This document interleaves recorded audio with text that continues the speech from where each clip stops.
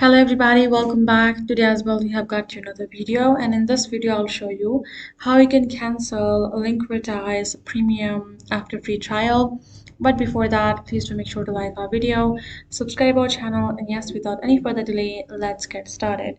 So if you wish to do so, then I will be letting you know the steps, so make sure to watch the video till the end. And now here we go. So what you're going to be doing is, here in this Linkvertise website itself, there are the steps mentioned. So all you gotta do is simply follow the step-by-step guide as shown over here. I'm gonna let you through the steps individually. Yeah, simply access the Linkvertise first. Then you have to simply log into your premium account which you would like to cancel, right, the membership for.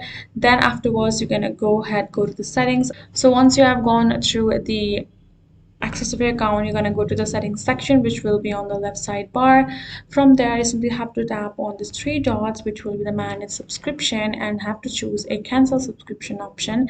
You will be guided through the cancellation process. It might even require for you to verify yourself for the cancellation. Once you have gone through the options, you will be able to cancel the subscription and you're good to go. That's how it works. So hope this video helped. Thank you so much for watching. I will see you guys in our next video.